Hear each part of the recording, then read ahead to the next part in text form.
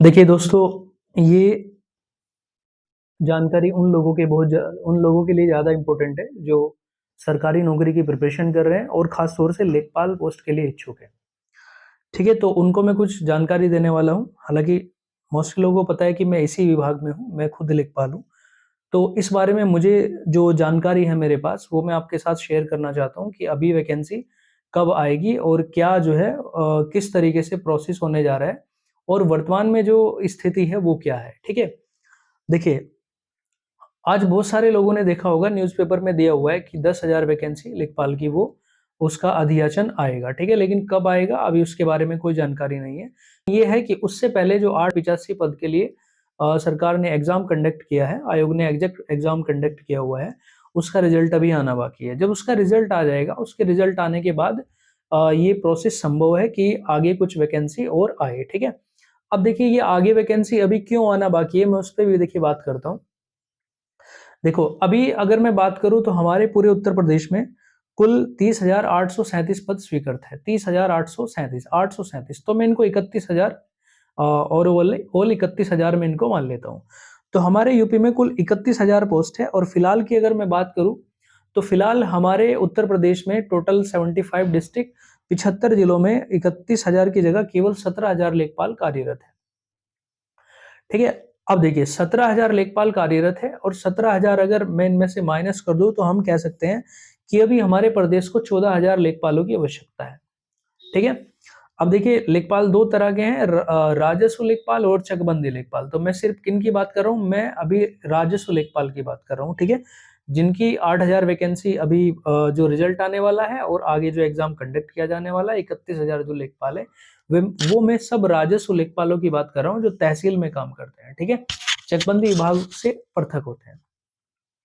तो देखिए 14,000 लेखपाल जो है हमारे पास हमारे प्रदेश में शॉर्ट है, यानी कि सरकार को 14,000 लेखपाल जो है ये पूरे करने का जो प्रोसेस है, उनमें 8,000 का एग्ज़ाम हो चुका है, तो सरकार जल्द उनका रिज़ल्ट घोषित कर सकती है, ठीक है? तो जैसे ही रिज़ल्ट घोषित करेगी, तो देखिए उसके बाद अब देखिए कुल हमारे पास टोटल जो है वो 14,000 लेखपाल शॉर्ट है। तो 14,000 में 8,000 जो है वो आ जाएँगे, ठीक है? 8,000 जो एग्ज़ाम अभी कंडक्ट हुआ था, 8,000 लोग वो आ जाएँगे, तो टोटल हम कह सकते हैं कि 6,000 पोस्ट अभी शेष रहेगी, ठीक है? लगभग ओवरऑल उनमें से जो है 58 हो सकती है या थोड़ा 62-62 हो सकती है, ठीक है? तो लगभग एक अनुमान है कि 6,000 के आसपास तो बिल्कुल ये जेन्युइन पोस्ट है कि इनको आना बनता है, सरकार को इनको निकालना बनता है, ठीक है? लेकिन 10,000 थोड़ा ये ठीक सा नहीं है, 10,000 शायद मुश्किल होगा क्योंकि इतनी पोस्ट खाली नहीं है। लेकिन देखिएगा अ, फिलहाल जो है, जो ये अधियाचन जो निकाला जाएगा, अभी एक बात और भी है देखिएगा,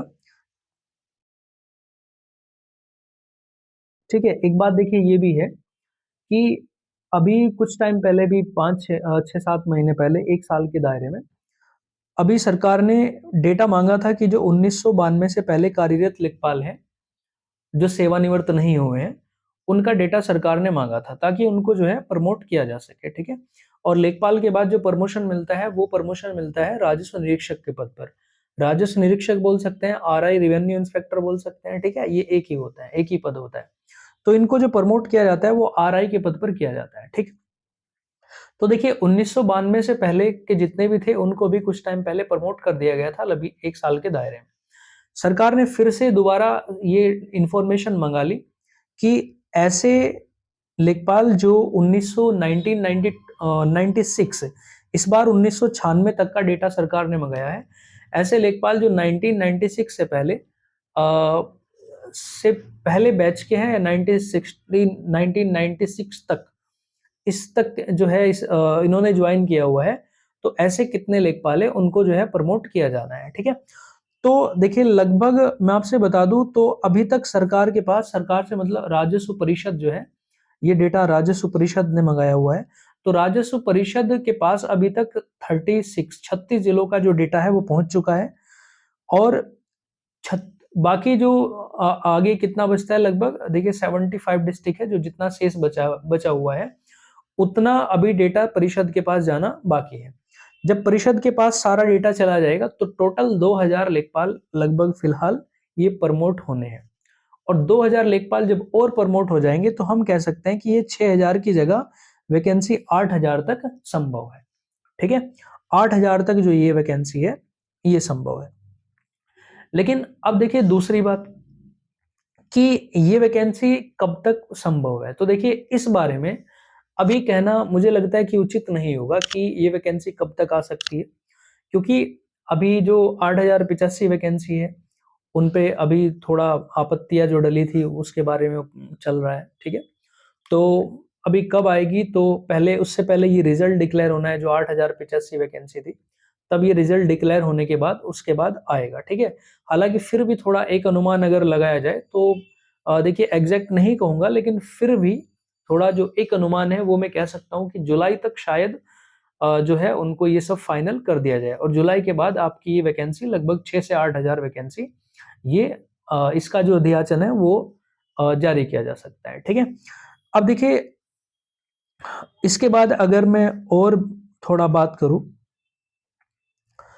तो पहले जब ये 8000 वैकेंसी हुई, ठीक है, मेरा मतलब किस टॉपिक पे मैं बात कर रहा हूँ, देखिए अगर मैं आगे बात करूं इस बारे में कि आगे जो है वो कैसे एग्जाम होगा, उसका जो सिलेबस है, ठीक है, या फिर ट्रिपल सी क्या कंपलसरी हो सकता है, और क्या जो यूपी पैट का जो एग्जाम था उसमें कट ऑफ क्या जा सकती है, तो इसका मैं अगर थोड़ा आपसे बताऊं इस बारे में, तो देखिए सिलेबस में तो कोई ज़्यादा चेंज संभव नहीं है।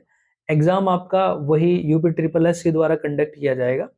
पिछली बार क्या हुआ था, ट्रिपल सी नहीं मांगा गया था, तो देखिए आयोग के ऊपर डिपेंड करता है, क्योंकि अगर मैं यहाँ बात करूँ तो आज के टाइम में जो लेवल की पोस्ट है उसमें जो आपका कंप्यूटराइज वर्क है, उसमें जो ऑनलाइन वर्क है वो बहुत ज़्यादा बढ़ चुका है। ठीक है, जैसे अगर आप जो इनकम सर्टिफिकेट और आपका कास्ट सर्टिफिकेट और आपका डोमिसाइल निवास प्रमाण पत्र, ये सभी जो है ऑनलाइन प्रोसेस है, सब ये ऑनलाइन होता है। लेखपाल को ऑनलाइन ही रिपोर्ट लगानी होती है। उनके लिए सभी लेखपालों को जो लैपटॉप और मोबाइल फोन है वो सरकार ने दिया हुआ है। दूसरा, इसके अलावा देखिए और भी होता है, एक क्रॉप कटिंग होता है, तो उस क्रॉप कटिंग को भी जो है लेखपाल द्वारा ऑनलाइन ही किया जाता है। तो ऐसे बहुत सारे काम हैं जो ऑनलाइन, आप देखिए एक जो है कृषि गणना होती है, तो कृषि गणना भी वो सब आज मोबाइल से है। तो बहुत सारे ऐसे काम है जो सरकार मोबाइल, आज हम बात करें तो खतौनी, और खतौनी जो है वो सब ऑनलाइन है, हम सब उसको मोबाइल पे देखते हैं, लैपटॉप से वो सब ऑनलाइन है। दूसरा, खसरा भी जो है वो ऑनलाइन होने जा रहा है। तो देखो कुछ जगह हो भी चुका है, तो मैं आपसे यही कहूंगा कि भैया इसमें जो है वो कंप्यूटराइज वर्क बहुत ज्यादा है, तो आपको तैयार रखिएगा कि इसमें जो है पैट जो, ठीक है, पैट जो है वो पैट तो कंपलसरी है, जो ट्रिपल सी है उसके लिए फिर भी आप अपने आप को तैयार रखिएगा, कहीं ऐसा ना हो कि आप जो है ये सोच के कि भैया पिछली बार जो है ट्रिपल सी नहीं मांगा गया था तो संभवतः इस बार भी नहीं मांगा जा सकता। आप जो है इस चक्कर में बिल्कुल मत रहिएगा, आप जो है ट्रिपल सी वो अभी समय है, आप कर सकते हो। ठीक है, दूसरा देखिए अब सिलेबस आपका वही होता है इसमें कि आपसे देखिए अभी जब 2016 में जो एग्जाम कंडक्ट किया गया था उसमें क्या था कि उसमें तो इंटरव्यू भी हुआ था, लेकिन अब जो है इंटरव्यू जो है वो समाप्त कर दिया गया। पहले 80 जो 18 मार्क्स है उसका आपका जो रिटन एग्जाम हुआ करता था, और जो 20 मार्क्स है उसका इंटरव्यू होता था। ठीक है, तो मैंने खुद ने उसमें इंटरव्यू फेस किया था।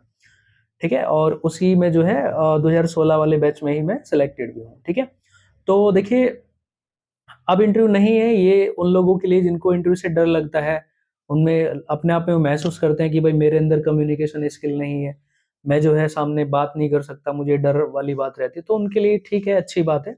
अब सिर्फ आप रिटन एग्जाम पे फोकस करिएगा और रिटन एग्जाम अपना अच्छा बनाइएगा, ताकि आप जो है रिटन एग्जाम बेस पे ही उसको क्वालिफाई कर सको। तो रिटन एग्जाम में वो 4 पोर्शन आते हैं, देखिए इसमें रीजनिंग नहीं होता, इसमें आपका जो है 25 मार्क्स मैथ्स होगा, और 25 मार्क्स जो है आपका हिंदी होगा, 25 मार्क्स आपका जीएस होगा, और 25 मार्क्स इसमें आपका ग्रामीण परिवेश होता है। ग्रामीण परिवेश से मतलब इसमें जो लेखपाल के जो काम होते हैं लगभग कह सकते हैं 10% जो है वो आ जाता है उसमें। जैसे भई आपसे पूछ ले कि 1 बीघा में कितना बिस्सा होता है, ठीक है? या फिर कोई मान लो एक स्टैंडर्ड यूनिट ले ली कोई, भई आपको बताना है कि जो 1 हेक्टेयर है उसमें कितना स्क्वायर मीटर होता है। तो मेज़रमेंट से संबंधित कुछ चीज़ें हो सकती है। दूसरा, कुछ स्टेट की जो योजनाएँ हैं वो आ जाती है। कुछ स्टेट के साथ जो सेंट्रल गवर्नमेंट के कॉम्बिनेशन के साथ में, मतलब संयुक्त रूप में जो योजनाएँ चलाई जाती है वो पूछ लिया जाता है। कुछ फसल वगैरह के बारे में पूछा जा सकता है। तो मतलब मोस्टली ग्रामीण परिवेश वही ग्रामीण क्षेत्र से संबंधित है, मोस्टली जो है, ठीक है? तो देखिए, मैं आपसे यही कहूँगा कि भई आप जो है, अगर वास्तव में इस पोस्ट के लिए आप इच्छुक हैं तो आप मन से जुट जाइएगा, और कभी भी जो है आपको ये गुड न्यूज़